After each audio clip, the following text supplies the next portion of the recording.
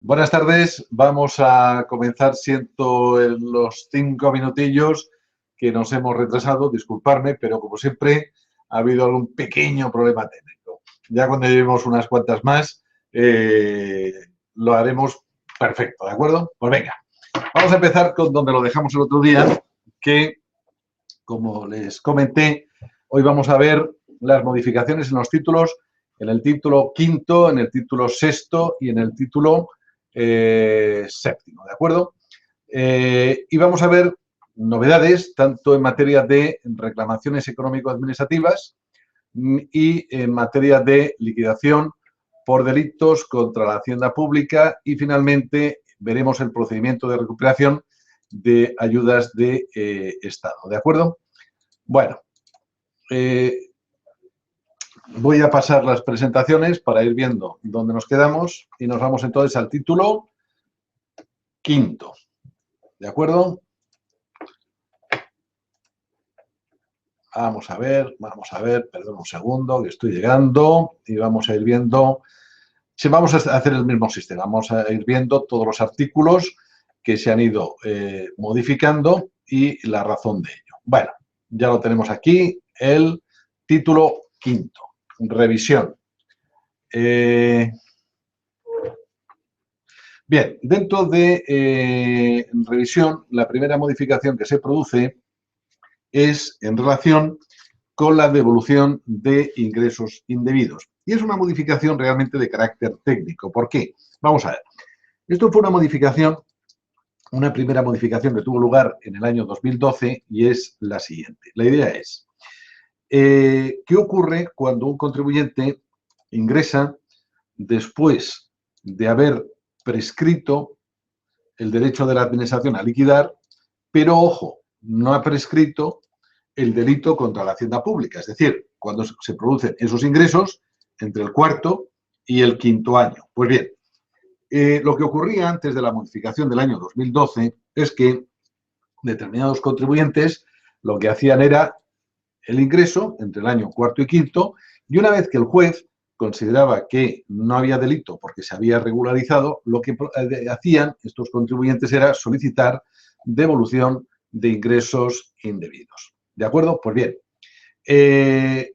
una modificación, como les digo, por la Ley 7 del año 2012, en la cual se estableció que si había un ingreso entre el año cuarto y el quinto para evitar el delito contra la hacienda pública, en ese caso ya luego no se podía solicitar devolución de ingresos indebidos. Pues bien, ahora la modificación que se hace es simplemente hacer referencia al supuesto de liquidación en caso de delito por parte de la administración, que veremos que es una nueva actuación que hace la administración, pero la filosofía es la misma. Si usted ingresa, una vez que ha prescrito la actuación administrativa, pero no ha prescrito el delito, las cantidades que usted ingrese no va a tener derecho a la devolución. ¿De acuerdo? Bien, vamos entonces a continuar entonces las modificaciones que se producen en vía económico-administrativa. Bien, la primera modificación se produce en el artículo 229. Y además es una modificación que vamos a ver que es curiosa. ¿Por qué? Porque ya saben ustedes que el Tribunal Económico Administrativo Central puede establecer doctrina. ¿Qué implica ello? Pues que implica que esos criterios que sean doctrina obligan a todos los órganos encargados de la aplicación de los tributos. Pues bien, el Tribunal Central, ¿cómo puede crear doctrina? Pues puede hacerlo, en este momento, hasta este momento, podía hacerlo de dos formas. La primera, fijando en dos resoluciones el mismo criterio, ¿de acuerdo? Es decir, si dos o más resoluciones fija un criterio, se establecía doctrina y esta era obligatoria para todos los órganos encargados de la aplicación de los tributos. Ahora bien, también el Tribunal Central podía fijar criterio a través de las resoluciones en recursos para unificación de criterio. Es decir, cuando un director de un determinado departamento consideraba que un criterio de un determinado tribunal regional pues, no era correcto, podía pedir al Tribunal Central que unificase criterio obligatorio no solamente para los tribunales regionales, sino también para el resto de la administración gestora. Pues bien, esto lo hacía a través de un recurso para unificación de criterio. Pues bien, con efectos 12 de octubre de este año, se ha fijado la posibilidad de que el Tribunal Central también fije criterio de otra forma, ¿de acuerdo? ¿Y cuál va a ser esta forma? Pues fíjense qué curioso. La tenemos en el apartado 1 del artículo 229. Pues vamos a poder, el Tribunal Central va a poder fijar criterio sin necesidad de recurso. Es decir, cuando el presidente del tribunal o algún vocal del central considere que una cuestión puede ser interesante, en ese caso lo va a proponer y el Tribunal Central se va a poder reunir fijando criterio. Y este criterio va a tener los mismos efectos que en el recurso extraordinario de unificación de criterio. Lógicamente, es un caso curioso. ¿Por qué? Pues no va a haber recurso o reclamación, sino que es un vocal en un determinado momento o el presidente del central considera que un asunto puede crear muchas reclamaciones. ¿Por qué? Pues un asunto que se está discutiendo en la calle, pues en ese caso se fija criterio y ese criterio va a obligar a toda la administración gestora. En definitiva, ¿qué es lo que se pretende con esto? Lo que se pretende con esto es que haya un menor número de reclamaciones de las que puede haber si nos fijásemos este criterio, ¿de acuerdo? Bien, otra modificación se produce en el apartado 3 de este artículo 229. ¿Y en qué consiste? Ya saben ustedes que en determinadas comunidades autónomas que son muy amplias territorialmente, existe no solamente el tribunal, sino que a veces existen salas desconcentradas. Pues bien, curiosamente en estas salas desconcentradas no están obligadas, digamos, por lo que establece, digamos, el tribunal en su sede principal. Pues bien, para evitar estas disparidades de criterio entre las salas desconcentradas de un mismo tribunal, por iniciativa del presidente del tribunal y sin necesidad de que haya un recurso previo, se va a poder fijar criterio. Criterio que va a vincular, eso sí, a las salas de ese tribunal regional. Piensen ustedes, por ejemplo, que en Andalucía, junto a la sede que está en Sevilla, tenemos la sala desconcentrada de Granada y la de Málaga. Pues bien, si el presidente del tribunal de Andalucía considera que hay discrepancias entre Granada, Málaga y Sevilla, puede convocar una sala o pleno y fijar un criterio que va a vincular, digamos, a todas las salas desconcentradas, digamos, del Tribunal Regional de Andalucía. Bueno, más novedades. El apartado 5. El apartado 5 es un criterio que ya había fijado el central, pero que ahora se recoge a nivel legal, y es: ¿qué ocurre cuando se trata de un obligado tributario que tiene su domicilio fiscal fuera de España? ¿Qué tribunal es competente para conocer las reclamaciones que este obligado tributario interponga? Pues bien, hay un criterio, y es que, un criterio general, y es que es competente el tribunal regional que corresponda al domicilio del obligado tributario. Claro, si el obligado tributario tiene su domicilio fiscal fuera de España, ¿qué tribunal es competente? Pues en este caso, hace ya tiempo, se decidió que el tribunal competente era el central, independientemente de la cuantía. ¿De acuerdo? Por lo tanto, pues bueno, es un criterio de competencia que podía haber sido otro, pero que se estableció así. Este criterio que se había establecido a nivel doctrina, pues ahora se ha recogido a nivel legal. Bien, artículo 230. Hay una modificación en materia de acumulaciones. Vamos a ver.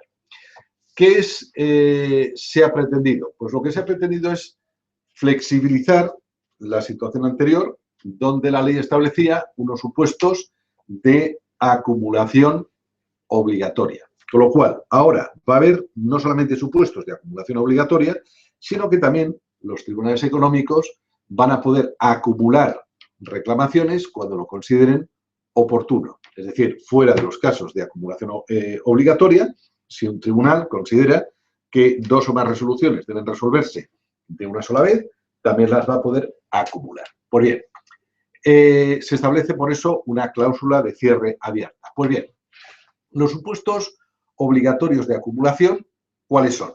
muy parecidos a los que había anteriormente. Es decir, cuando se trate de actos derivados de un mismo tributo y que deriven de un mismo procedimiento. Eso es nuevo. Antes la ley decía que se tratase de liquidaciones relativas a un mismo tributo, pero claro, se nos estaba produciendo alguna incongruencia. Imagínense que a un contribuyente por el ejercicio 2014, gestión le ha practicado liquidación. Y luego llega inspección y le practica liquidación por el año 2015. Evidentemente son liquidaciones del mismo tributo.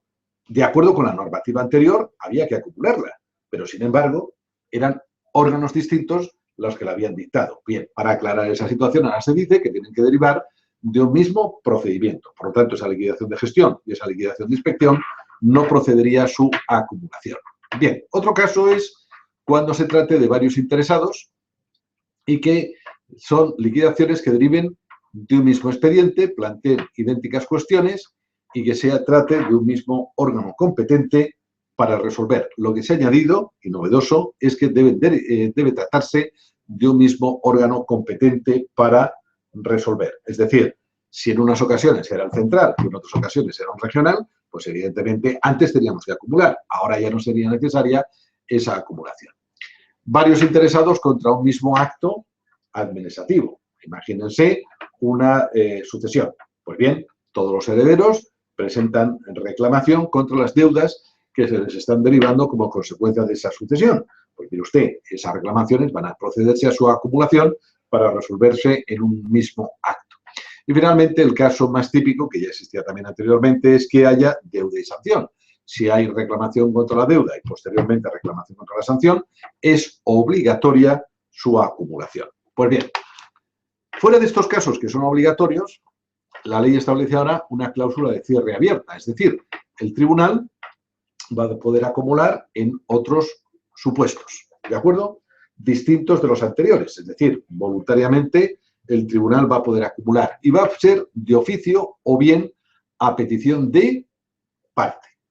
Y del mismo modo que vamos a poder acumular, fíjense que en este caso, voluntariamente vamos a poder acumular incluso reclamaciones contra tributos distintos. No hay ningún inconveniente, voluntariamente, ya no es obligatorio. Fuera de los casos obligatorios, voluntariamente el tribunal, si quiere, puede acumular. Imagínense que en una inspección ha habido actas, tanto por sociedades como por IVA. Evidentemente, antes eso no se acumulaba, porque la ley no lo preveía. Desde la entrada en vigor de la modificación, se van a poder acumular las reclamaciones que haya, tanto contra IVA como contra sociedades, y resolverse de una vez. También se establece la posibilidad de la revocación de la acumulación. Bueno, estos acuerdos de acumulación o desacumulación se consideran actos de trámite y no van a ser, o no va a ser posible el recurso contra las mismas. Bien, ¿qué ocurre cuando acumulamos? Pues bien, ¿de quién va a ser la competencia?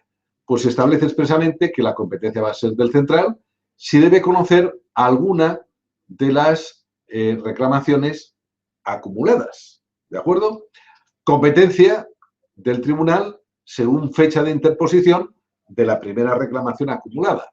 Y finalmente se establece una visa atractiva de la reclamación contra la deuda si también existe contra la sanción. Es decir, el tribunal que esté conociendo contra la deuda, pues también va a conocer la reclamación contra la sanción. Bueno, más novedades.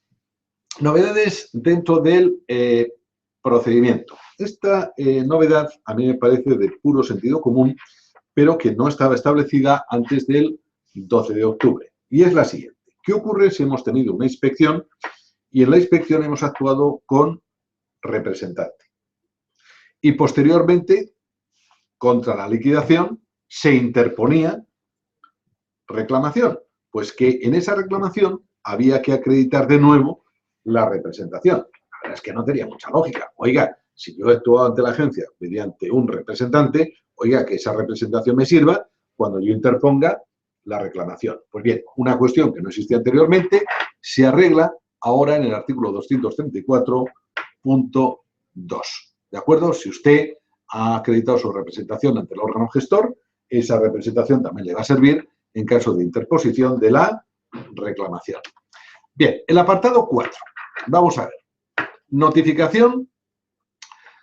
¿Cómo la vamos a poder hacer los tribunales? Pues en principio el apartado 4 nos habla de medios electrónicos, domicilio señalado o, en su defecto, de conformidad con el artículo 112. Recuerden ustedes que el artículo 112 nos dice que si tras 2 intentos de notificación esto no ha sido posible, tendríamos que notificar a través de boletín.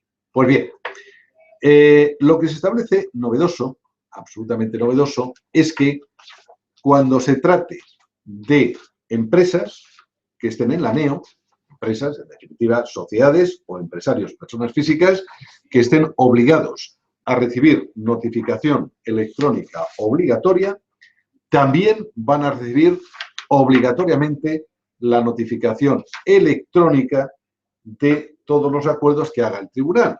Es decir, tanto de un acuerdo de subsanación como la notificación de la resolución. ¿De acuerdo? Por lo tanto, en el ámbito económico-administrativo, digamos que se sigue lo que se ha previsto para el ámbito de aplicación de los tributos. Sociedades que estén en NEO, ¿de acuerdo? Ahora lo veremos, van a estar obligadas a presentar la reclamación a través de la página web de la agencia. Van a tener que hacer las alegaciones vía electrónica y van a recibir la notificación de la resolución también vía electrónica a través de la NEO. ¿De acuerdo? Bien, sobre todo lo importante en cuanto a la iniciación es que si la empresa está obligada a presentar electrónicamente, claro, la siguiente pregunta que nos hacemos es, oiga, ¿y si se ha confundido y la ha presentado en papel? Pues bien, no va a haber problema. ¿Por qué? Porque el tribunal, cuando reciba esa reclamación en papel, si la empresa está obligada a presentarla a través de la página web de la agencia, le va a mandar un escrito de subsanación. ¿De acuerdo? Le va a dar un plazo de 10 días para que presente vía electrónica la reclamación. Claro, si no lo hace en ese plazo de 10 días, pues evidentemente lo que vamos a hacer es mandar la reclamación a archivo general, es decir, a la papelera. ¿De acuerdo? Es decir, no hay problema. Si alguien se confunde, la presenta en papel, le vamos a dar plazo de subsanación. La fecha de interposición se va a mantener la que tenga en papel, pero como la ley obliga a presentar la vía telemática, se le va a dar ese plazo de subsanación. Bueno, el artículo 235 hay una modificación que es la siguiente. Vamos a ver. Saben ustedes que en caso de silencio administrativo se abre el plazo para interposición de recurso o reclamación. ¿De acuerdo? Pues bien, vamos a suponer que frente a un silencio administrativo hemos interpuesto reclamación. Y con posterioridad a la interposición de la reclamación, el órgano se pronuncia. Y puede pronunciarse de 2 formas. El órgano gestor, estimando o desestimando. Entonces, ¿qué ocurre si estima? Pues bien, en caso de que estime, se considera, en relación con la reclamación original, que es causa de terminación. Es decir, oiga, si usted nos ha presentado reclamación y posteriormente el órgano gestor le da la razón, pues mire usted, consideramos que la reclamación ha quedado sin contenido y por lo tanto vamos a archivarla, salvo que usted alegue y considere que quiere continuar. ¿De acuerdo? Ojo, y si la resolución es desestimatoria, la del órgano gestor, pues en ese caso se va a considerar impugnada no solamente la reclamación por silencio, sino también esa resolución desestimatoria. En todo caso, se va a dar plazo de alegaciones, de acuerdo, a efecto de que el interesado alegue lo que estime oportuno. Bien, el apartado 5 recoge algo que les estaba comentando. Aquellas sociedades que estén en NEO desde el 12 de octubre, bueno, aquellas sociedades o aquellos empresarios que estén en NEO, también puede haber empresarios, personas físicas que estén en la NEO, a partir del 12 de octubre van a tener que interponer las reclamaciones, ¿de acuerdo?, por medios electrónicos, a través de la página web de la agencia. ¿De acuerdo? Recuérdenlo, importante, a partir del 12 de octubre. ¿Que se confunden y lo hacen en papel? Se lo acabo de comentar, no hay problema. Se va a dar plazo de subsanación, ¿de acuerdo? Pero conviene no equivocarse y presentarlas electrónicamente. Bien, en cuanto a la tramitación, fíjense, va a haber puesta de manifiesto electrónica.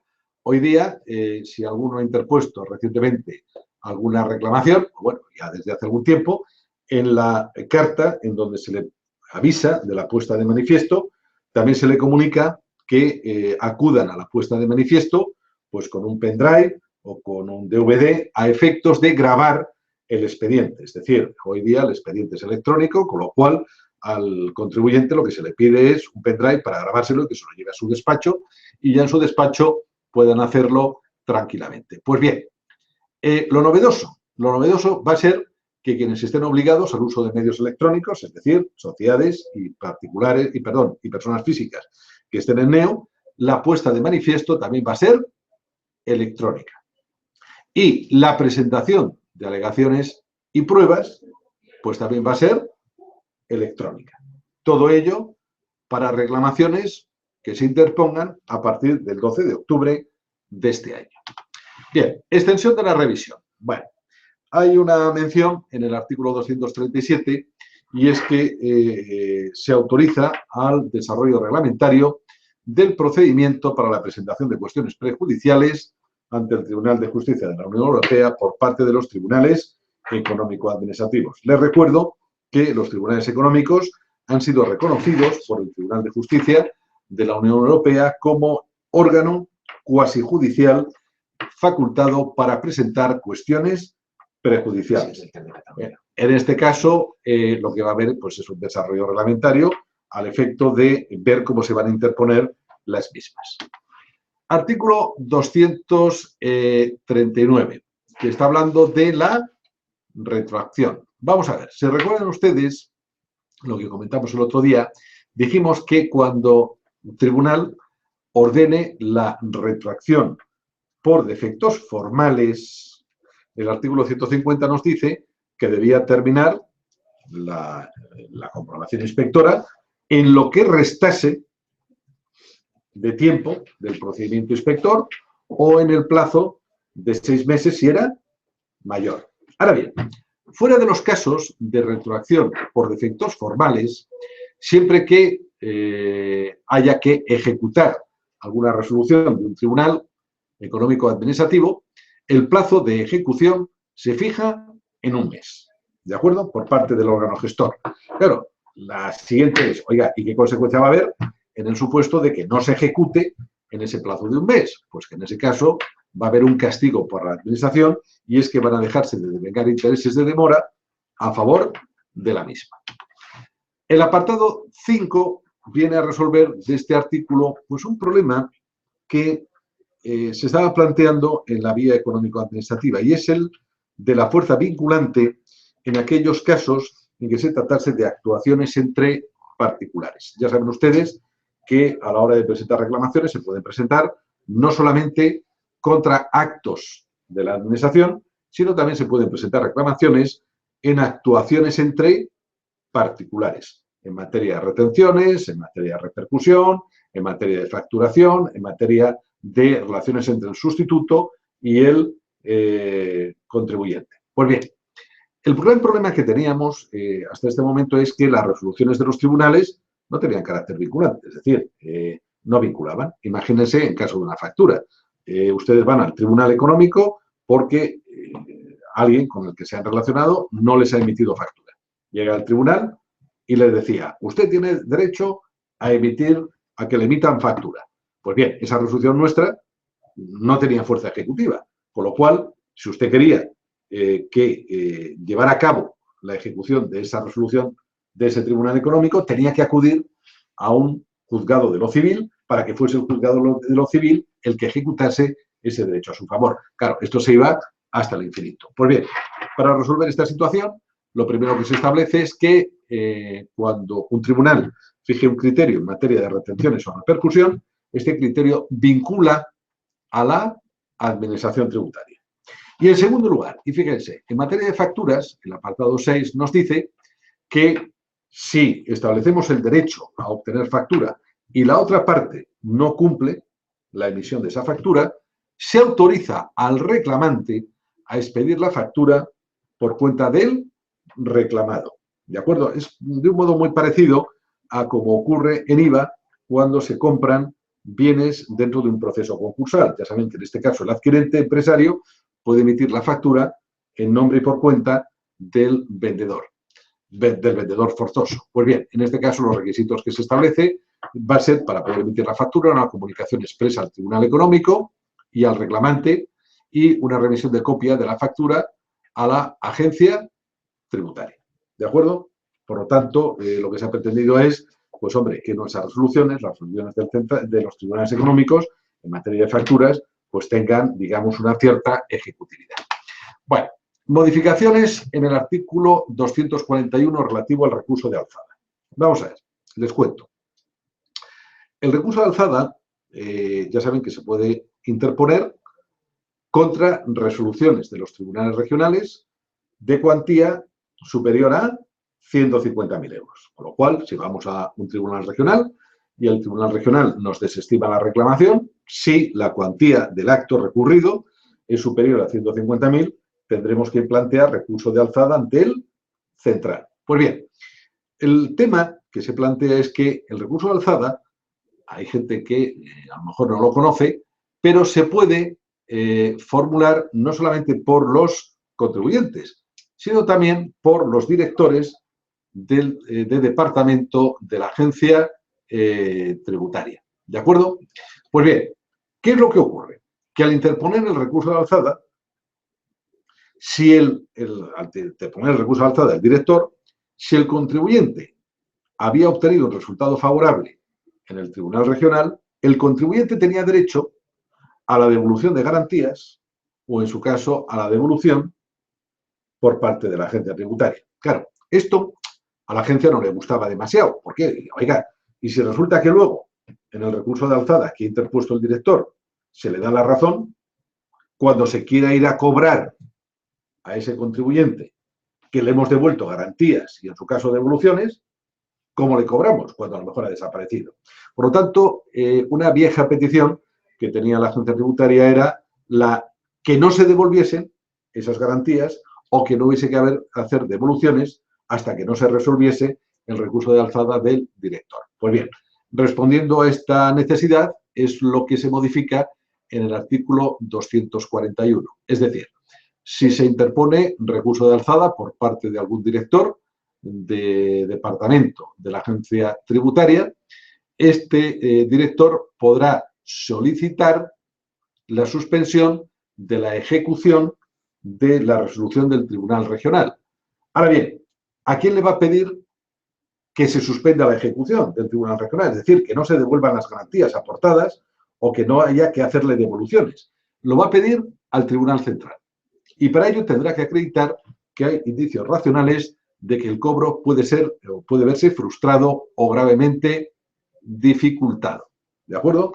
En ese caso, si el tribunal central considera que está justificado esos indicios racionales, pues en ese caso se procederá a la no devolución de cantidades ingresadas o, en su caso, garantías aportadas. ¿De acuerdo?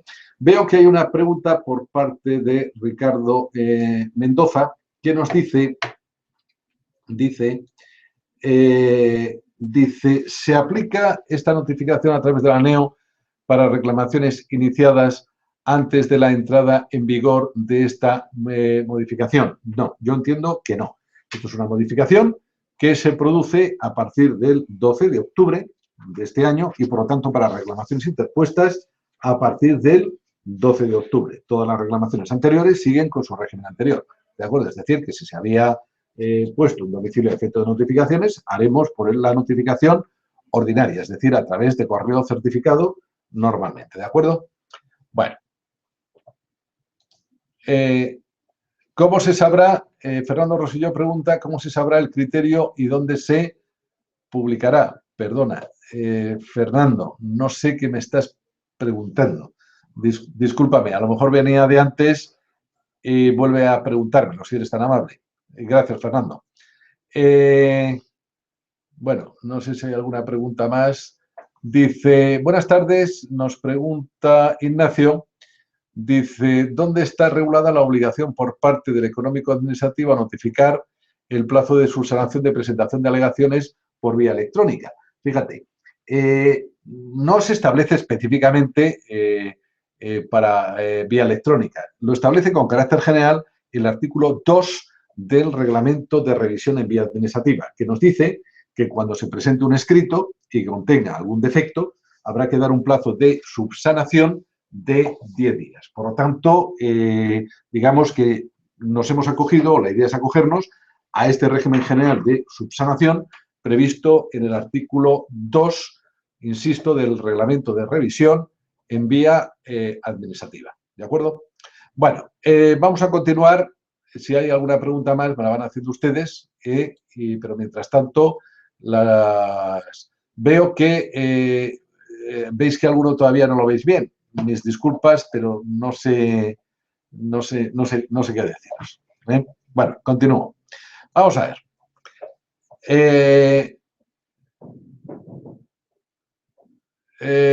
No, ¿se ha fijado ya reglamentariamente la forma? No, todavía el reglamento lo estamos estudiando y todavía no se ha publicado. Lo haremos en breve, la publicación reglamentaria, pero todavía no se ha hecho, Fernando. Bueno, el recurso de alzada, ¿más o menos ha quedado claro? Bueno. Recurso de anulación. Vamos a ver, el recurso de anulación realmente hay un par de cosillas, ya existía. Ya saben ustedes que el recurso de anulación es una especie, quiero decir especie, no me lo confunden ustedes, de reposición ante el mismo órgano, es decir, en este caso, ante el mismo tribunal que ha dictado la resolución, cuando hayamos dicho pues alguna tontería. Por ejemplo, que hayamos inadmitido indebidamente la reclamación, hayamos considerado que es extemporánea, o cuando hayamos dicho que no hay alegaciones o pruebas, o cuando haya incongruencia de la resolución.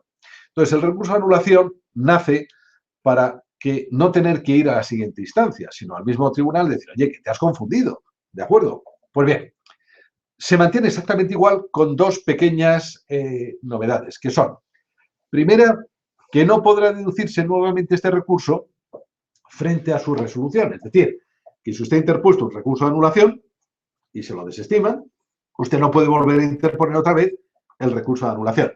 Esto, que les puede parecer algo ilógico, pues yo tengo un caso en que he tenido 27 recursos de anulación uno detrás de otro, frente al mismo resolución. Oiga, si ya le he dicho que no, ¿de acuerdo? No sigue usted insistiendo. Del mismo modo, novedoso, no va a caber el recurso de anulación frente a la resolución del recurso extraordinario de revisión. Por lo tanto, realmente, frente a... no podrá deducirse nuevamente y que no procede frente al recurso extraordinario de revisión. Vamos a ver, pregunta, dice, si a un contribuyente, nos dice Carlos Martínez, se le pasó el plazo de poner una reclamación al TEAR, ¿de acuerdo? Nos dice, si a un contribuyente se le pasó el plazo de poner una reclamación al Tribunal Regional, puede después, cuando le llegue la ejecución de la cantidad de recaudación, reclamar el fondo de la causa de las deudas o ya no tiene nada que hacer. Vamos a ver, te cuento, Carlos. El artículo 167.3 de la Ley General Tributaria dice que cuando recibamos la providencia de apremio, los motivos de oposición son tasados, son exclusivamente los que dice el 167.3. Y evidentemente me temo mucho que no vas a poder alegar contra el fondo del asunto, ¿de acuerdo? Únicamente si al recurrir la providencia de apremio consigues demostrar que no se te notificó correctamente la liquidación, en ese caso sí, si el tribunal aprecia que no hubo una correcta notificación de la liquidación, lo que va a ordenar el tribunal es, anulando el apremio, retrotraer todo, y al retrotraer, evidentemente, cuando te vuelvan a girar la liquidación, podrás ya otra vez recurrir contra el fondo del asunto. Pero me temo que tal como me has contado, no. ¿De acuerdo? Vamos a ver. Se refiere a las consultas vinculantes. Perdona, Fernando.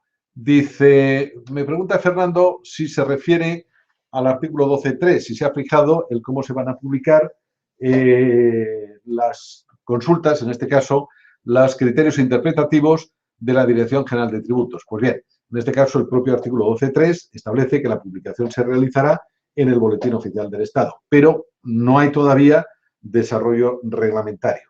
Es decir, ojo que acaba de publicar la ley, pero después de la ley vamos a tener un desarrollo reglamentario que va a afectar básicamente al reglamento de revisión y al reglamento de gestión e inspección.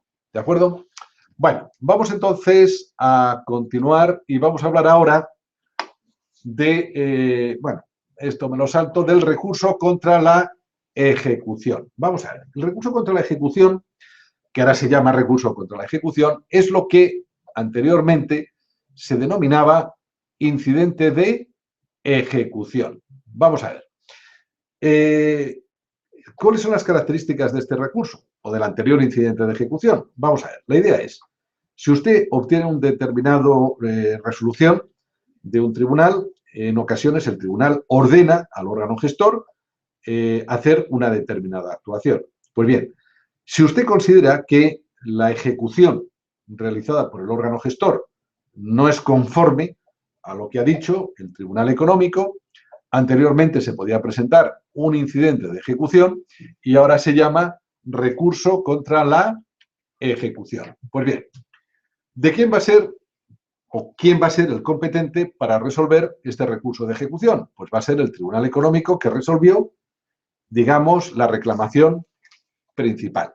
Y bien, aquí hay también una cuestión que a la agencia tributaria no le gustaba demasiado y era la siguiente. En la normativa anterior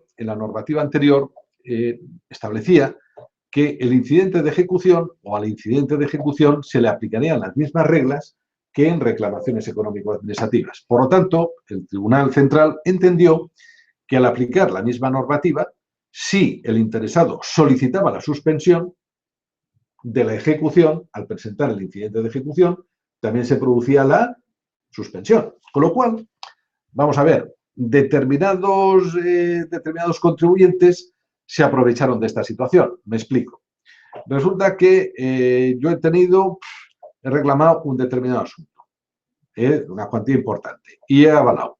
Resulta que entre que el Tribunal Regional, el Tribunal Central, se han tirado 6 años. Y al final el Tribunal Central me estima la liquidación en una pequeñísima parte. Imagínense que era 1 millón de euros y me estima un tema de 100 euros. Claro, al estimar esa pequeña parte, hay que dictar una nueva liquidación. Pues bien, al dictar la liquidación, ¿qué es lo que hacían los contribuyentes? Presentar incidente de ejecución. Y al presentar incidente de ejecución, volvían a avalar. Y se iban, ¿dónde? Primero al regional y después al central. Con lo cual, otros 6 años. Fíjense, si al final estaba todo perdido, pero hemos retrasado en total 12 años. Teniendo en cuenta que, acuérdense, que en vía económico-administrativa solamente puede haber como máximo 1 año de intereses por instancia.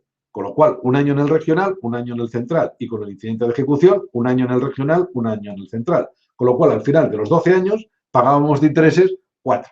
Sabiendo que al final íbamos a pagar. Pero imagínense qué aplazamiento habíamos conseguido. Pues bien, novedoso en el recurso de ejecución, que solamente se pueden suspender, ¿de acuerdo?, cuando se trate de cuestiones nuevas en la ejecución. Claro, en una ejecución, ¿cuál es la única cuestión nueva que realmente va a aparecer? Los intereses de demora.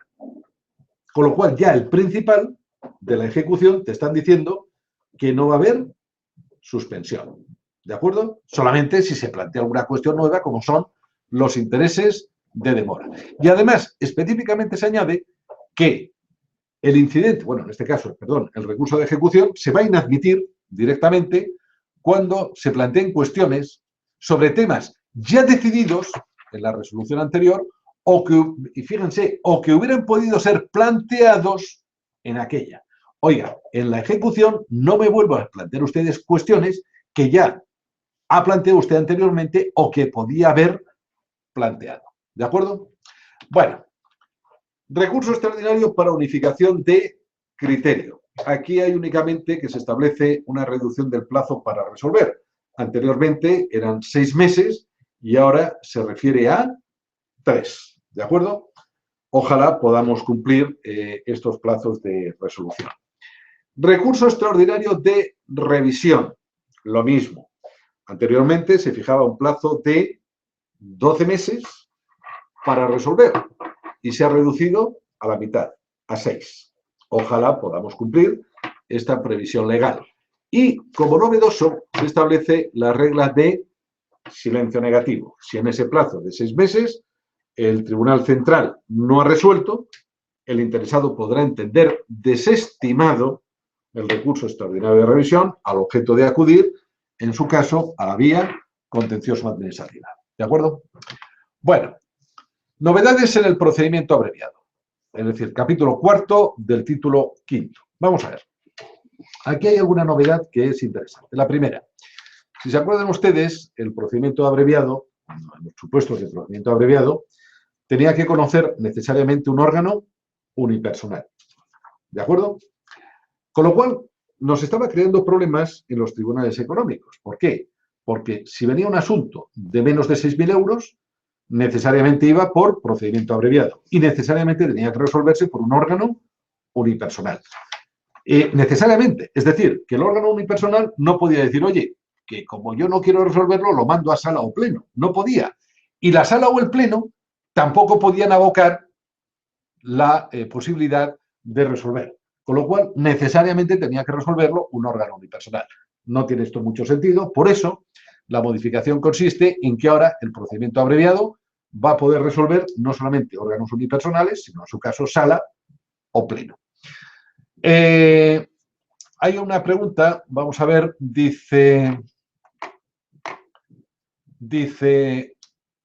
pregunta que cuando se interpone el recurso de anulación entiendo que se mantiene la suspensión, al contrario que en el recurso contra la ejecución. Totalmente de acuerdo contigo. El recurso de anulación no supone más que una continuación de la reclamación o recurso anterior, con lo cual, si la reclamación o recurso anterior estaba suspendido, se mantiene la suspensión, a diferencia de lo que ocurre ahora, o va a ocurrir a partir del 12 de octubre, de los recursos contra la ejecución. Pregunta Ignacio si la grabación va a estar disponible después. ¿Y dónde? Pues yo creo que entrando con el mismo acceso va a estar colgada en la nube. O sea, pero esto ya se ha grabado y se deja colgado ahí en la nube. Con lo cual, con la misma entrada que han tenido ustedes, pues van a poder entrar a lo que ya va a estar grabado. ¿De acuerdo? Bueno, más cosas del procedimiento abreviado. La segunda es que ahora el procedimiento abreviado solamente va a tener lugar por criterios cuantitativos. Acuérdense que la normativa anterior decía que si el interesado alegaba cuestiones de inconstitucionalidad, solo cuestiones de inconstitucionalidad, iba por procedimiento abreviado. Que si el interesado discutía cuestiones de notificación, cualquiera que fuese su cuantía, iba por procedimiento abreviado. Bueno, había una serie de supuestos distintos de la cuantía. Pues bien, desde ya, ahora es solamente cuantía. Asuntos de menos de 6.000 euros en cuota o 72.000 en base, necesariamente van por procedimiento abreviado. Todos los demás, procedimiento general. Bien, como les decía, cuantía determinante única, artículo 245, la cuantía. Hay una remisión a fijación reglamentaria, pero por ahora, como les decía, 6.000 en cuota o 72.000 en base. Apartados 2 y 3 va a resolver el procedimiento abreviado tanto órgano unipersonal como en su caso sala. Novedoso, en la normativa anterior, en el procedimiento abreviado, había obligación de formular alegaciones en el recurso. Pues bien, ahora se establece que usted si quiere haga o no alegaciones. Es un problema. ¿De acuerdo? Hay un matiz. Si antes no se hacían alegaciones, directamente archivábamos o denegábamos. Ahora, como el contribuyente tiene posibilidad de hacerlas o no hacerlas, entra en juego la obligación que tienen los tribunales de examinar todas las cuestiones que ofrezca el expediente, hayan sido o no alegadas por los interesados. ¿De acuerdo? Por otra parte, si se pretende formular alegaciones, se establece una regla análoga al recurso de reposición. Es decir, en el plazo que tiene usted para interponer la reclamación, puede ir al órgano gestor y solicitar que se le ponga de manifiesto el expediente. Pero, ojo, importante, esto no amplía el plazo de interposición de la reclamación, que, como saben ustedes, es un mes. Finalmente, se suprime algo que la verdad es que yo siempre he considerado que era un poco brindis al sol, que era la vista oral. Ya saben ustedes que en procedimiento abreviado el órgano unipersonal podía decidir celebrar vista oral. Yo les puedo asegurar que, por ejemplo, en el Tribunal Central no ha habido ni una sola. ¿De acuerdo? La verdad es que era una previsión establecida en la norma, pero que en la práctica no se llevaba a cabo. Bueno, vamos entonces a entrar en el título sexto, nuevo título sexto, que es actuaciones y procedimientos en caso de delito contra la hacienda pública. Antes de ver toda la reforma llevada a cabo dentro de este título sexto, les recuerdo que de acuerdo con la disposición transitoria única de la ley, este título sexto es de aplicación a procedimientos iniciados con anterioridad a 12 de octubre, en los que, concurriendo indicios de delito, a dicha fecha no se hubiera pasado el tanto de culpa al Ministerio Fiscal o al juez. Es decir, saben ustedes que hasta la reforma de la Ley 34, cuando la Administración consideraba que existía delito, lo que tenía que hacer era paralizar actuaciones y coger el expediente y mandarlo al Ministerio Fiscal o al juez. Pues bien, ahora vamos a ver qué es lo contrario. Ahora va a ser lo contrario. Siempre que la Administración piense que puede haber un delito, lo que tiene que hacer es liquidar, practicar liquidación y luego mandarlo al juez. Pero primero practicar liquidación. Y solamente en supuestos excepcionales no va a practicar liquidación y lo va a mandar al juez. ¿De acuerdo?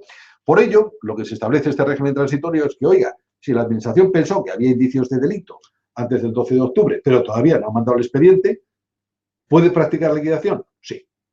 ¿De acuerdo? Bueno, pues venga, vamos entonces a ver, en primer lugar, el artículo 250.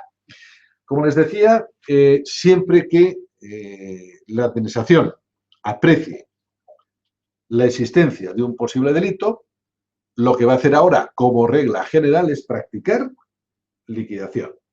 En definitiva, vamos a ver, lo que se está haciendo en el título sexto de la Ley General Tributaria es desarrollar lo que estaba establecido en el 305.5 del Código Penal. ¿De acuerdo? Ya el Código Penal establecía esta posibilidad. Lo que pasa es que no había tenido desarrollo en el ámbito tributario. Fíjense que además, ¿qué es lo que se persigue con esto? Lo que se persigue es que el delincuente o presunto delincuente no esté en una posición mejor que el que simplemente ha cometido una infracción. Es decir, el que comete una infracción, hasta ahora, ¿qué es lo que hacíamos? Le practicábamos liquidación, se la notificábamos. Como no la pagase, entraban a premio. Si no la pagaban, además, podíamos ir contra posibles responsables y además podíamos adoptar medidas cautelares. Sin embargo, hasta ahora, insisto, el que había cometido un presunto delito teníamos que mandarlo al juez. Y el juez, ¿cuándo a lo mejor fijaba liquidación? Dentro de 5 o 6 años.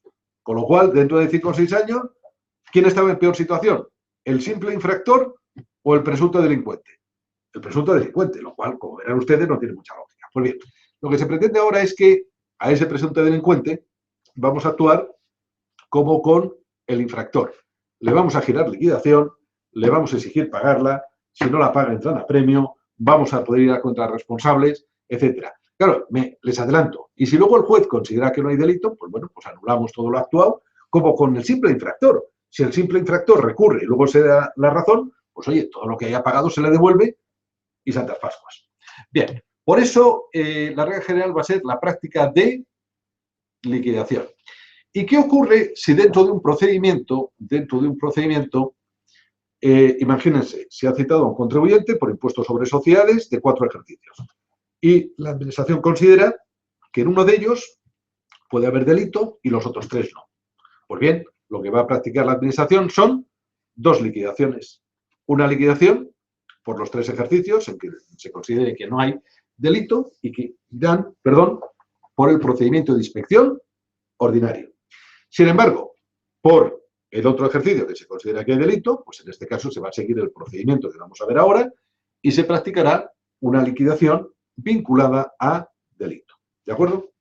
Pues bien, ¿qué ocurre con el procedimiento sancionador? Pues que no lo vamos a iniciar. Eso sí, vamos a practicar liquidación, pero oiga, no vamos a fijar sanción en vía administrativa. Lógico, porque si hay un presunto delito, será el juez el que en su caso imponga las penas respectivas. ¿De acuerdo? Por lo tanto, no vamos a iniciar procedimiento sancionador. Si posteriormente el juez condena, pues evidentemente hay condena y por el principio de non bis in idem, pues en ese caso no podrá haber sanción administrativa. Ojo, ¿qué ocurre si luego el juez aprecia que no hay delito? Pues en ese caso, si el juez aprecia que no hay delito, retrotraemos actuaciones y en ese caso sí podremos iniciar procedimientos sancionadores. Bueno, artículo 251. Hay una serie de supuestos. Les he comentado que la regla general es que en el supuesto de que haya una presunción de delito, en ese caso la Administración va a practicar liquidación como regla general. Por excepción, hay una serie de supuestos en que la Administración actúa como ocurría anteriormente. Envía todo al juez. No practica liquidación y lo envía al juez. Para que sea el juez el que fije no solamente la pena, sino en su caso la responsabilidad civil correspondiente. ¿Cuándo nos dice el 251? Dice cuando haya riesgo de prescripción del delito, cuando haya imposibilidad de cuantificar la liquidación o cuando haya un riesgo de perjudicar la investigación o comprobación de la defraudación. Mi opinión, que muy poquitos casos, porque riesgo de prescripción del delito, oiga, si ya lo hemos interrumpido nosotros por la actuación administrativa. Imposibilidad de cuantificar la liquidación, con todo mi respeto hacia los jueces, oye, la administración no va a ser capaz de cuantificar. Y tercero, riesgo de perjudicar la investigación o comprobación. La verdad es que yo entiendo que el artículo 251 en la práctica pues va a ser rara su aplicación y que lo normal, insisto, va a ser que la administración practique liquidación. Bien, en el supuesto de que enviemos al juez y no practiquemos liquidación, habrá que motivar el porqué y se van a suspender las actuaciones, ¿de acuerdo? Hasta que el juez decida. ¿Que el juez decide absolver o archivar? Pues en ese caso, lo que hacemos es continuar las actuaciones inspectoras. ¿Qué plazo vamos a tener? Pues el que restase del artículo 150 o 6 meses si este es mayor. ¿De acuerdo? Oye, ¿que el juez condena? Pues a condenar se acabó. ¿De acuerdo? Bien, el artículo 252 no regula la regularización voluntaria. Saben ustedes que también está regulada en el artículo 305.4 del Código Penal. Pero aquí hay un matiz que es importante. La regularización voluntaria, fíjense, para evitar el delito, se exige un completo reconocimiento y pago de la deuda tributaria, evidentemente antes de que haya una citación por la Administración, por el Ministerio Fiscal, etc. Pero fíjense que habla de completo reconocimiento y pago. Es decir, yo sé que he defraudado 200.000 euros. Si yo ingreso 100.000, bajo del umbral de los 120.000 de delito. Pero, ¿evito el delito? No. Para evitar el delito, tengo que ingresar los 200.000. Y además, fíjense, y pago de la deuda. Es decir, no cabe aplazamiento. No cabe presentación de declaraciones sin ingreso. Para evitar el delito, completo reconocimiento y pago. Y además, hay que ingresar cuota, intereses y recargos. Los recargos de extemporaneidad. Fíjense qué curioso. Normalmente los recargos nos los tienen que notificar, ¿sí o no? Cuando presentamos una extemporánea. Pues para evitar delito hay que ingresar también los recargos. Por eso, digamos, la Ley General Tributaria establece una autorización al ministro de Hacienda y Administraciones Públicas a elaborar un modelo para la regularización voluntaria en caso de delito. Este modelo, lógicamente, que va a recoger no solamente cuota de intereses, sino también los recargos. Bien, se establece la posibilidad de la comprobación de ese completo reconocimiento y pago por parte de la Administración Tributaria, como no podía faltar o como no podía ser de otra forma. Bien, ¿cómo vamos a tramitar 253, artículo 253, el procedimiento en caso de liquidación por delito contra la hacienda pública? Primero, se va a hacer una propuesta de liquidación vinculada a delito. Fíjense, no hablo de acta, hablo de una propuesta de liquidación vinculada a delito. Vamos a notificarla al interesado dándole un trámite de audiencia. Y, en base a las alegaciones, dictaremos liquidación administrativa. ¿De acuerdo? Dice, con autorización previa del órgano competente para denunciar o interponer querella, como regla general de los delegados de la agencia tributaria. Una vez que hemos dictado la liquidación, pasamos el tanto de culpa al Ministerio Fiscal. Y una vez que se admita a trámite la querella, vamos a notificar plazo de ingreso. ¿De acuerdo? Con la obligación que va a tener el contribuyente de ingresar dentro de ese plazo y de no hacerlo, la iniciación del procedimiento de apremio. Bueno, fíjense, hemos hecho la propuesta, hemos dictado la liquidación, la hemos mandado al juez y ahora resulta que el juez inadmite. Pues bien, si nos inadmite, retrotraemos actuaciones al momento anterior a la propuesta de liquidación. Continuamos la inspección, levantaremos el acta que corresponda y en qué plazo, en el que tengamos el que nos reste del 150 o 6 meses si es mayor. Bien, en los casos en que por un mismo concepto y periodo haya liquidaciones vinculadas y no vinculadas a delito, pues practicaremos, como les he dicho antes, 2 liquidaciones. En la liquidación vinculada a delito, propuesta de liquidación, y en el resto, las no vinculadas a delito, pues actas de inspección. ¿De acuerdo? Bien. ¿Cómo se pueden impugnar las liquidaciones vinculadas a delito? Fíjense, no cabe recurso en vía administrativa ni en vía contenciosa. De hecho, la Ley 34 modifica la Ley de la Jurisdicción Contenciosa en este sentido. Es decir, al único que corresponde es al juez penal conocer la cuantía defraudada. Por lo tanto, esa liquidación que ha practicado la Administración, vinculada a delito, no se puede recurrir ni en vía administrativa ni en vía contenciosa. Es, en su caso, el juez de lo penal el que fija la cuantía defraudada. ¿De acuerdo? Si son liquidaciones no vinculadas a delito, pues bueno, los recursos de reclamaciones ordinarios. Bien, en materia de recaudación, no se van a paralizar las actuaciones recaudatorias, salvo que el juez hubiera acordado la suspensión. En este caso, les comento que la Ley 34 también modifica la Ley de Enjuiciamiento Criminal, en este sentido, diciendo que para que haya suspensión, la regla general va a ser la aportación de garantía. ¿De acuerdo? Y solamente en supuestos muy excepcionales se permitirá la suspensión sin garantía. Como he dicho, con la notificación de la liquidación y la admisión a trámite de la querella, vamos a notificar periodo voluntario. ¿Que no paga? Habrá apremio. ¿Que no pagan el apremio? Habrá embargos. Y después, acuerdos de enajenación. Pues bien, ¿cómo vamos a poder recurrir el apremio, el embargo y el acuerdo de enajenación? Pues bien, por los motivos establecidos en la Ley General Tributaria, en el 167, en el 170 o, en su caso, en el 172. Bien, adopción de medidas cautelares, lo vimos el otro día.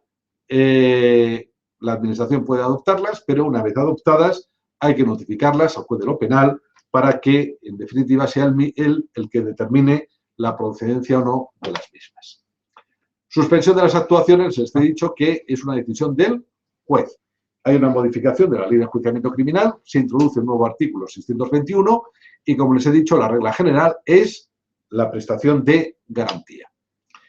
El 621 ter lo que hace es regular los efectos temporales, ¿de acuerdo? Mientras dure todo el proceso penal, ¿de acuerdo?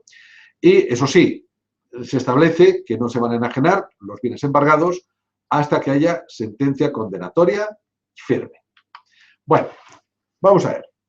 Les recuerdo, hemos dictado la propuesta de liquidación, se la hemos notificado al contribuyente, le hemos dado plazo de alegaciones, después dictamos liquidación y después interponemos querella. Una vez interpuesta querella, le damos plazo voluntario de pago. ¿Que no paga? Pues vía ejecutiva para su cobro. Ahora bien, ahora estamos en el juez penal, que ha recibido la querella. ¿Qué puede ocurrir? Pues, primer escenario, sentencia condenatoria. Es decir, nosotros hemos dictado liquidación y el juez dicta sentencia condenatoria. Si la cuota defraudada fijada por el juez coincide con la liquidación, pues ya está. Si la cuota defraudada fijada por el juez es divergente, lo que tenemos que es adecuar nuestra liquidación a lo que haya fijado el juez. Oye, ¿qué hemos cobrado de más? Lo devolvemos. Ahora bien, no anulamos actuaciones recaudatorias realizadas. Simplemente devolvemos lo que hayamos cobrado en exceso.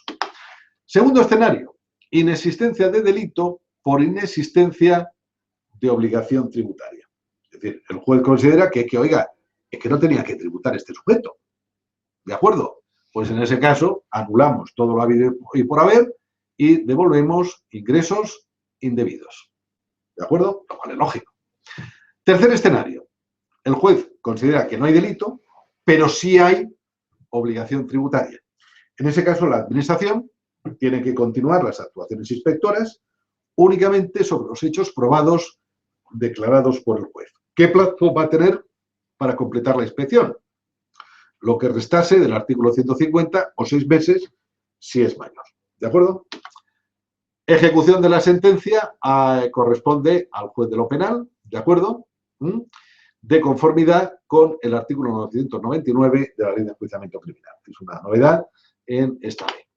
Bien, responsables. Esto también es absolutamente novedoso. Fíjense, ahora dictamos liquidación en caso de delito. La notificamos al interesado para que pague. Si no pague, vía ejecutiva. Pero es que además vamos a poder ir a por los responsables. ¿A quién se considera responsables? Causantes o colaboradores en la realización de los actos y que estén imputados o condenados dentro del proceso penal. ¿De acuerdo? Por ello, se establece en el artículo 258 que la Administración podrá declarar responsables a quien tenga esa condición de causante o colaborador. ¿De acuerdo? Bien. Además, vamos a poder declarar responsables a los que hayan colaborado en la ocultación de bienes para impedir su traba, de conformidad con el artículo 42.2. Bien, estos responsables van a poder recurrir en vía administrativa, sí, pero fíjense, únicamente van a poder discutir el alcance global de la responsabilidad. Lo que no van a poder discutir es el por qué les hemos declarado responsables. ¿Por qué? Porque en definitiva esto es una materia que corresponde al juez. Oye, ¿que el juez después declara la absolución? Pues evidentemente la declaración de responsabilidad habrá que anularla y punto. Bien, el 259 hay una adaptación a los casos en que el delito se produzca en el ámbito de la deuda aduanera, pero es muy semejante a todo lo que acabamos de ver. Bien, vamos a ver entonces, para ir finalizando, el nuevo título séptimo, es decir, novedades en materia de recuperación de ayudas de Estado que afecten el ámbito tributario. Vamos a ver. Cuando ya saben ustedes que en el ámbito de la Comunidad Europea, lo que es absolutamente pecado es que haya ayudas de Estado a favor de las empresas. Pues bien, en ocasiones la Comisión, considera que puede haber ayuda de Estado a través de medidas fiscales. Pues bien, si la Comisión considera que hay una ayuda de Estado a través de medidas fiscales, lo que exige es la anulación de esas medidas fiscales y la recuperación de forma inmediata de los beneficiados de esas ayudas que han percibido en forma de beneficios fiscales.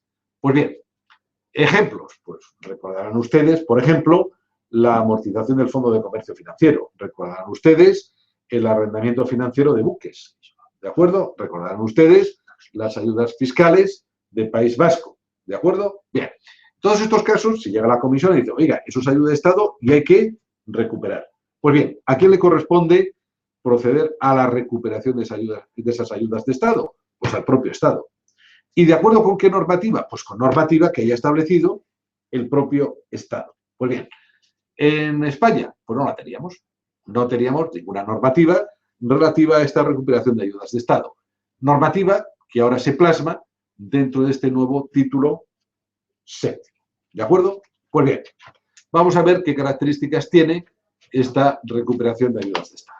Primero, ¿quién es el competente? La agencia tributaria. Solo va a ser competente la Administración tributaria para recuperar estas ayudas de Estado. Y estas actuaciones que desarrolle la Administración tributaria para recuperar las ayudas de Estado se consideran aplicación de los tributos a todos los efectos. Procedimientos de recuperación. Se establecen 3 procedimientos. Primer procedimiento, cuando haya que regularizar la obligación tributaria vinculada a la ayuda de Estado. Pero solamente estamos regularizando ese aspecto. Segundo procedimiento, cuando no haya que practicar regularización, sino simplemente la Comisión Europea nos dice que tenemos que recuperar una cantidad y lo único que hacemos es ir a por esa cantidad, un simple reintegro. Tercera posibilidad, procedimiento de inspección. Comprobamos no solamente la ayuda de Estado, sino otros elementos de la obligación tributaria. En este último supuesto va a haber que practicar 2 liquidaciones. Una liquidación de las ayudas, es decir, liquidaciones vinculadas a la recuperación, y otra liquidación de otros aspectos que hayamos regularizado.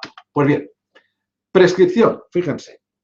Si bien en el ámbito interno, el plazo de prescripción, como saben ustedes, son 4 años, en caso de recuperación de ayudas de Estado son 10. La ley establece el cómputo, desde que se haya beneficiado de la ayuda de Estado, se establecen unas causas de interrupción, tanto de la administración, de la comisión, bueno, y ¿cuáles son los efectos? Fíjense qué curioso. Si la comisión dice que algo es ayuda de Estado, hay que anular los actos que hayan supuesto esa recuperación de ayuda de Estado, aun en el caso de que esos actos hayan adquirido firmeza, bien por no haberse recurrido las liquidaciones respectivas, bien porque haya habido alguna resolución. ¿De acuerdo? Es decir, tratándose de decisiones de recuperación fijadas en el ámbito de la Comunidad Económica Europea, aquí no hay tonterías. Oiga, es que eso ya decidimos sobre ello. Que oiga, que no, que hay que devolver. Es que ya un tribunal económico me dio la razón. Que se olvide usted que hay que devolver. ¿De acuerdo? Bueno, se van a cobrar intereses de demora de acuerdo con la normativa de la Unión Europea. ¿Y qué recursos van a caber contra el acto de ejecución? Pues bien, va a caber los típicos recursos de reposición o reclamación económico-administrativa. Pero con un matiz. La única forma de suspender va a ser por depósito en la Caja General de Depósitos. Es decir, no cabe aval, no cabe el seguro de caución, no va a caber garantías hipotecarias, no. La única, depósito. Bien, en cuanto a los procedimientos, hemos dicho que eran 3. Un primer procedimiento en que regularizamos esa concreta ayuda de Estado. Pues bien, tienen ustedes aquí que es una comprobación limitada a esa concreta obligación. La Administración va a tener todo tipo de facultades. Se iniciará, lógicamente, de oficio, ¿de acuerdo? Habrá una propuesta de liquidación y, en cuanto a la terminación, pues terminará de 2 formas. O fijando la cuantía de lo que va a ser la recuperación de ayuda de Estado o estableciendo que no hay recuperación, ¿de acuerdo? Plazo, fíjense, del procedimiento, 6 meses. Ahora bien, no es un plazo de caducidad. Si la Administración tarda más de 6 meses, el único efecto es como en inspección, que no se entiende interrumpida la prescripción, sino por la siguiente actuación posterior a los 6 meses. Vamos a ver. Hay una pregunta que nos hace Inmaculada, que nos dice: la responsabilidad en el delito fiscal de los colaboradores se refiere solo a quienes el juez penal estime que han colaborado en la comisión del delito fiscal, no a los que la Administración tributaria denomina colaboradores sociales. No, Inmaculada, tienes toda la razón. La responsabilidad en el delito son a colaboradores a los que el juez penal considere que han colaborado en la comisión del delito. Perdona que no me he explicado antes correctamente. ¿De acuerdo? Bueno. Pregunta Inmaculada también si que es posible que el CEF envíe la presentación. Prometido. Venga, en cuanto termine la charla, lo hablo con el responsable, a ver cómo os puede enviar a todos los que tenga vuestro correo, que los tiene todos, os enviarán la presentación. ¿De acuerdo? Bueno, continuamos entonces con otro procedimiento que era el que he comentado, que era un simple reintegro. Es decir, es la comisión la que nos dice qué cantidad hay que cobrar, un reintegro. Y en ese caso, las facultades que tiene la administración son las atribuidas a los órganos de recaudación. Oigan, si es que en definitiva es un simple cobro. Se inicia de oficio, vamos a notificar la propuesta, ¿de acuerdo? Dando un plazo de alegaciones y, eso sí, el plazo va a ser de 4 meses. Del mismo modo que hemos visto anteriormente, tampoco se trata de un procedimiento, que si se incumple hay caducidad. El único efecto es la no interrupción de la prescripción. Bueno, y ya para ir terminando, vamos a ver las últimas disposiciones recogidas en la Ley 34. En primer lugar, se modifica la disposición adicional sexta de la Ley General Tributaria. ¿Qué ocurre en caso de revocación del LIF en persona física? Pues se establece la consecuencia de que no podrán realizarse cargos o abonos en cuentas bancarias. Se modifica la disposición adicional décima de la Ley General Tributaria, la extracción por responsabilidad civil en caso de delito contra la hacienda pública. Se establece que el procedimiento de exigencia va a ser el de apremio y que en el supuesto de que el juez haya concedido un fraccionamiento, el apremio tendrá lugar en el supuesto de incumplimiento de ese fraccionamiento judicial. Se recoge una nueva disposición adicional 20 en relación con los tributos integrantes de la deuda aduanera. Se establece la supletoriedad de la Ley General Tributaria respecto a la normativa de la Unión Europea. Se establece que no se aplicará la caducidad, se establece que no habrá comprobación de valores. Bueno, hay una serie de cuestiones en relación con la deuda aduanera dentro de esta disposición adicional 20. Se establece una nueva disposición adicional 21 en la Ley General Tributaria y es que en el supuesto en que como consecuencia de un convenio para la doble imposición se inicie un procedimiento amistoso, ya saben ustedes que los convenios establecen una serie de reglas para determinar dónde deben tributar los contribuyentes, pero en aquellos casos en que no quede suficientemente claro, se podrá iniciar un procedimiento amistoso entre ambas administraciones tributarias para determinar dónde debe producirse la tributación. Pues bien, se establece expresamente que en los supuestos en que haya este procedimiento amistoso y haya una reclamación económico-administrativa, será causa de suspensión de la misma.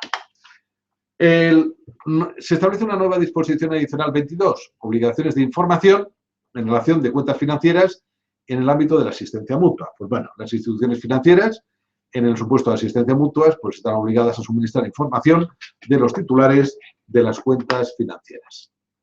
Disposición adicional primera. Se establece que en caso de controversia de los organismos públicos en materia tributaria, ojo, en materia tributaria, no será de aplicación la Ley 60/2003 que regula el arbitraje en el ámbito de la Administración General del Estado. Disposición adicional segunda. Todas las referencias al ministro o Ministerio de Economía y Hacienda deben entenderse realizadas desde el 12 de octubre al Ministerio de Hacienda y Administraciones Públicas. La disposición transitoria única recoge todo el régimen transitorio que hemos ido analizando al examinar cada una de las cuestiones. La disposición final décima. Solo he comentado antes, el artículo 252 establece la posibilidad de regularizar en caso de delito. Pues bien, al regularizar hay que ingresar cuota, intereses y recargos. Para ello es necesario un nuevo modelo y se autoriza por la disposición final décima al ministro a la aprobación de ese modelo. La disposición final 12, entrada en vigor, todos lo conocemos, 12 de octubre, salvo el artículo 29 y el artículo 200, relativo a la sanción en caso de incumplimiento del artículo 29, que entra en vigor el 1 de enero de 2017. Finalmente, la disposición final primera modifica la ley de enjuiciamiento criminal en los términos que hemos visto de suspensión por parte del juez. La disposición final segunda modifica la ley orgánica de represión del contrabando.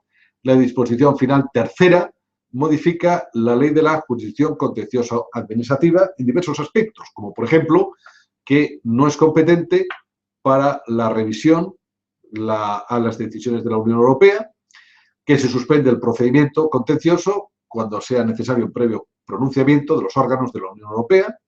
Se suspende el procedimiento contencioso administrativo en caso de procedimiento amistoso, lo mismo que la reclamación económico-administrativa. Y finalmente se establece la incompetencia del orden contencioso administrativo, como hemos visto, en caso de liquidaciones por delito contra la hacienda pública. Finalmente, la disposición final cuarta. Hay una modificación de la Ley 23/2005 en el sentido de considerar periodo de suspensión cuando sea necesario realizar una comunicación a la comisión y la recepción del acuerdo. Hay una pregunta de Paola que dice la regularización voluntaria para evitar el delito fiscal, ¿puedo hacerlo una vez que se me ha notificado en la ANEO el inicio de actuaciones inspectoras? No, lo siento, Paola. El artículo 252 lo que establece lo mismo que el 305.4 del Código Penal, que para regularizar y evitar delito tiene que ser antes de que haya habido actuación, bien por parte de la inspección, bien por parte del Ministerio Fiscal o bien por parte del juez. Evidentemente, si te han notificado el inicio de actuaciones, ojo, vamos a ver, si no has abierto la ANEO, claro, si no lo has abierto, ¿cómo sabes que te han notificado el inicio de actuaciones inspectoras? Claro, desde el momento en que lo abras, en ese momento ya se acabó. No cabe la regularización. Espero que habértelo aclarado, ¿de acuerdo? Bueno, y ya para terminar, la disposición final quinta, se modifica la Ley 7 del 2012 en relación con la limitación de pagos en efectivo. Ya saben ustedes, la limitación de los 2.500 euros, que esta limitación se excluyen a los establecimientos de cambio de moneda y en cuanto al procedimiento sancionador previsto en caso de pagos en efectivo, no estaba claro cómo había que hacer esas notificaciones de las sanciones impuestas y lo que debería hacer es que se realizarán de conformidad con lo establecido en la Ley General Tributaria. Finalmente, la disposición final sexta introduce modificaciones en la Ley del Impuesto sobre Sociedades. Le recojo ahí el 26, el 31, el 32 y el 39, en definitiva, para adaptarlo a las comprobaciones de las bases imponibles negativas y de créditos de impuestos, que acuérdense que la Administración tiene plena capacidad durante 10 años. A partir de los 10, lo único que va a poder pedir son autoliquidaciones y contabilidad. ¿De acuerdo? Bueno, y ya con esto, pues, salvo que tengan ustedes alguna pregunta, agradecerles, pues, las 2 tardes que hemos tenido. ¿De acuerdo? Venga, ¿hay alguna pregunta? Insisto, voy a comentar en cuanto termine la charla que la presentación se la manden por correo electrónico, ¿de acuerdo? A todos aquellos que tengan el correo, que no tiene el correo el acceso. Veo a ver si hay alguna pregunta. Veo. No, no hay ninguna pregunta. Pues no hay ninguna pregunta. ¿De acuerdo? A ver, ¿alguna pregunta? A la 1, a las 2. Pues nada, damos por terminado. Agradecerles su asistencia y, bueno, hasta la próxima vez que tengamos alguna charla de esta. Que a mí me gustaría hacer una antes de final de año de cierre del impuesto sobre sociedades. Recuerden ustedes que la Ley 27 ha establecido un régimen transitorio muy importante para todo el año 2015 en el impuesto sobre sociedades. Y la verdad es que me gustaría, lo propondré aquí a los jefes de la CEF, la posibilidad de hacerlo sobre ese cierre fiscal en relación con el impuesto sobre sociedades del año 2015. Pues nada, muchísimas gracias a todos y hasta el próximo día. ¿De acuerdo? Gracias, buenas tardes.